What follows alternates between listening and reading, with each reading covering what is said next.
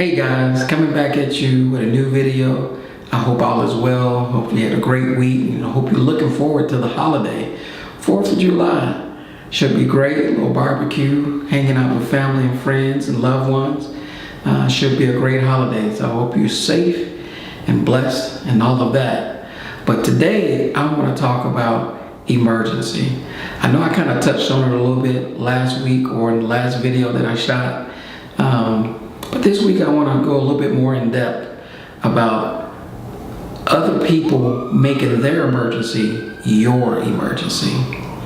And what I mean by that is, say for instance you get a phone call and someone calls you to say that they're broke down on the side of the road, and you're the only one they can think of, and they really need you, and they put on that puppy dog voice, and if you could see them distressed look, and they talk to you so good that now it becomes your emergency.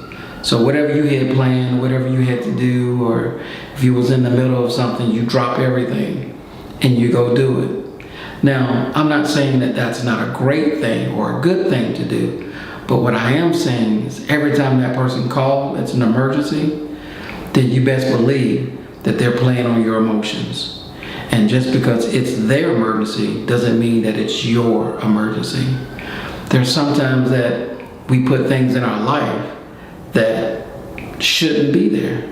And then we want to pray to God to say, well, God, why did you allow this to be in my life? Or why did you allow that situation to happen to me? God said, I didn't allow that. That's all you.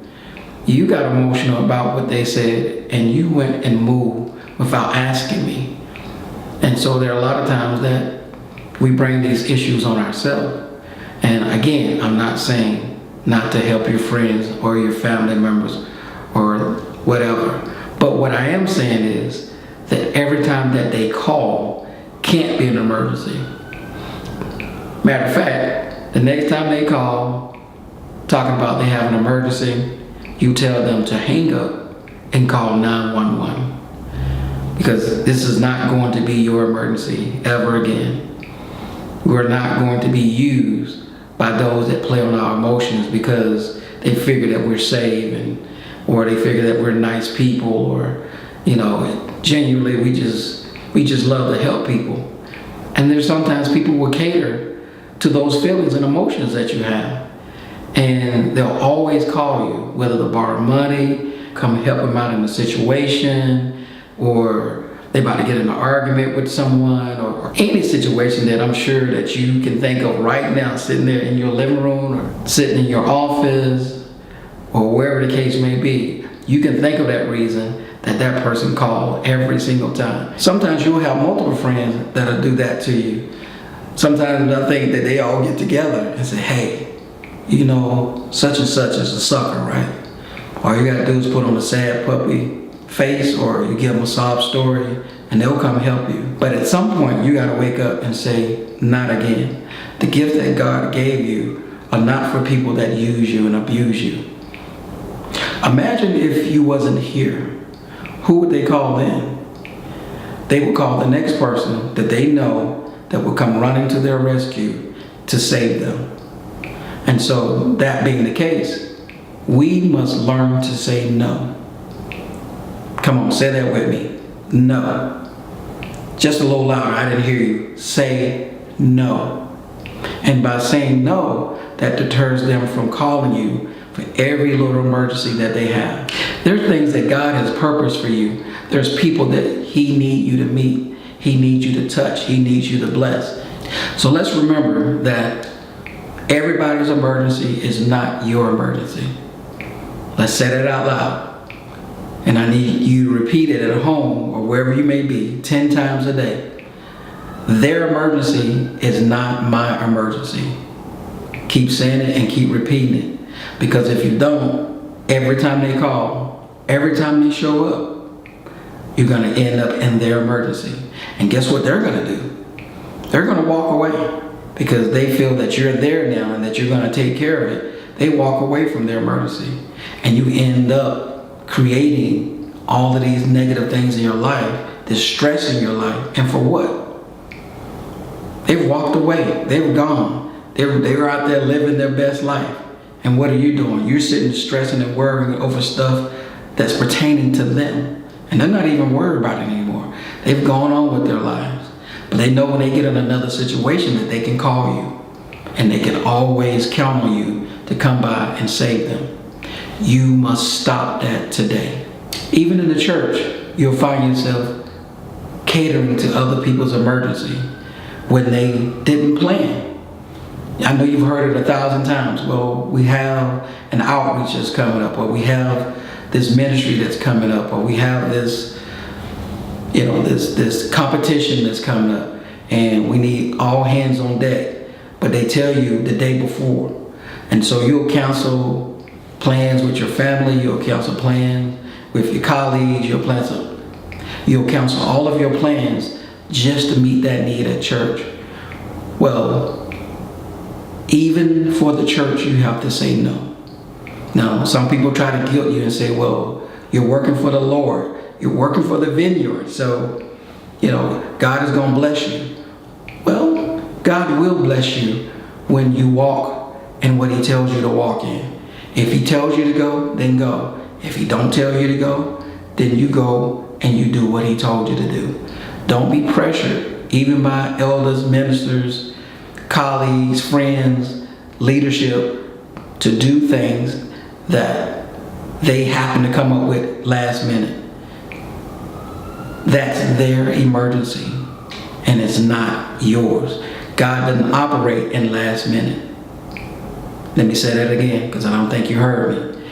God doesn't operate in last minute. God expects us to plan.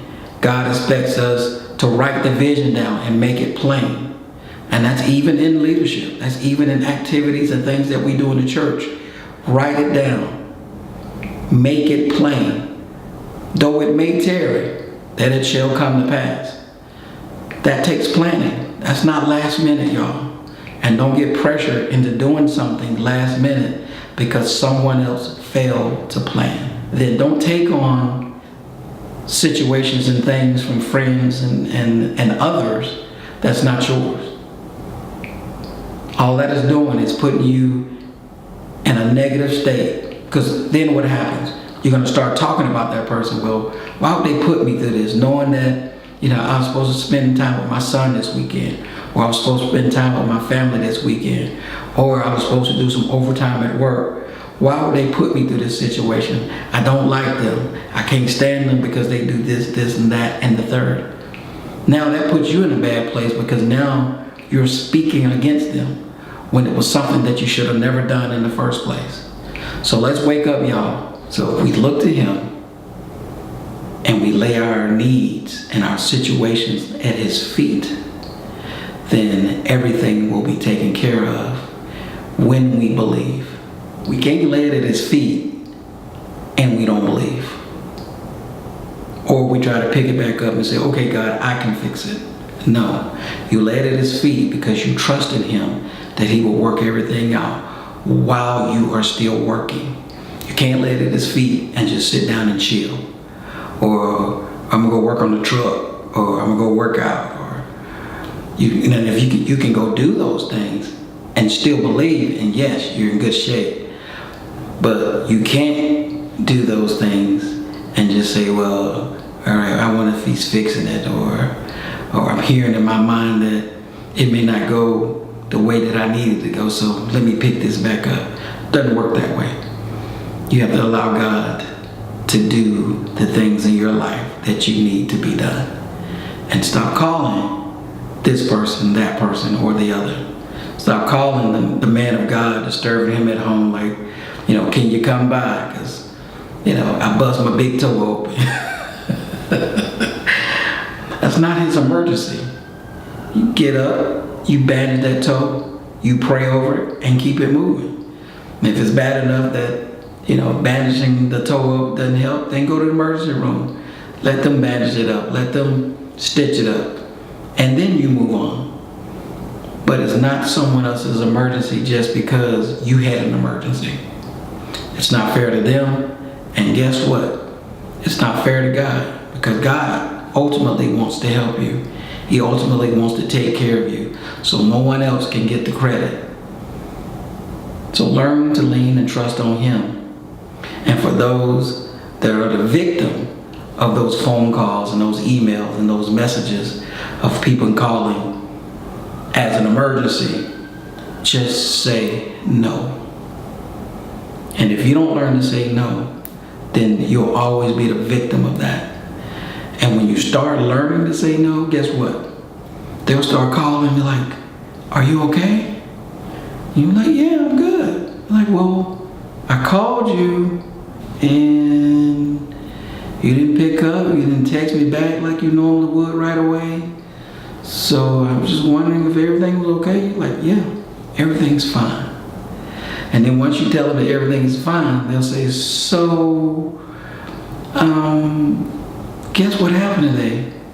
I got a notice, email, or a letter today that they're going to cut my lights off. And, if I don't get $60 to get down to the place tomorrow, they're going to cut my lights off. I'm like, well, wow. Well, I'm sorry, but I'm all maxed out. Can't help. And they're going to look at you like, what? You can't help? The person that I've been calling for the last 2, 3, 4, 5 years that respond immediately when I call, you can't help? Like, no ma'am, no sir, I can't help. You'll immediately find out after you do that for a few times that they'll start to drift away. They'll start asking somebody else. And then you see them out and you're like, well, hey, how are you doing? Everything good? Like, yeah, everything's fine. Hadn't heard from you in a while. Yeah, just been busy, working, trying to do this and that. That's not the issue. They don't call you anymore because you don't meet their needs anymore. And so God shows you that they were only calling you or beckoning you just so that they can use you. Because outside of that, they truly don't love you. So why continue to hang around those that don't love you? Now, I'm not saying not to love your enemies, because you're supposed to. But you don't give your gifts and your money to people that keep abusing you and love you. If you can help them, fine. You give your time, fine. But your gifts and your finances, no. If you keep doing that, they're going to keep using you. And that's not what we do. There are so many people out there that are waiting for us to flow in our destiny. They're waiting for us to get outside of the four walls of the church or the four walls of your mind, to get into the vineyard, to get out there in those streets and those places where most church folk don't go. And they're looking for you to speak a word.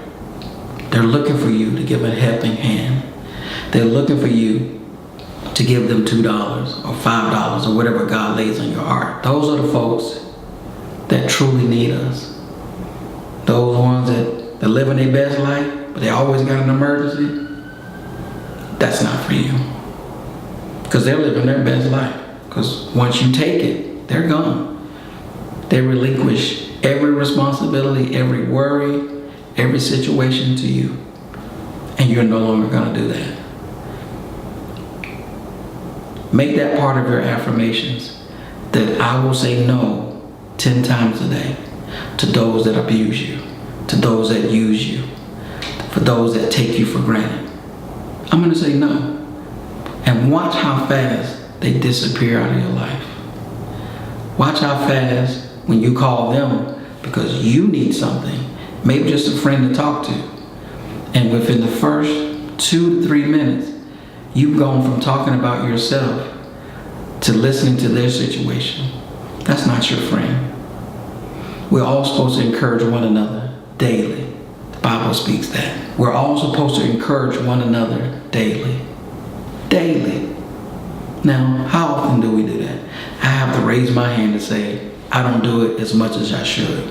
So that's why I'm working on that as we speak, to make sure that the people in my life, that I check on them to see how they're doing, and to encourage them that they can go another step further. God has people out there waiting on us waiting on the gifts that we have to bless them with our voice, bless them with our finances, bless them with the gifts that we have, bless them with the Holy Spirit that comes from us, the positive energy that comes from us. They're waiting.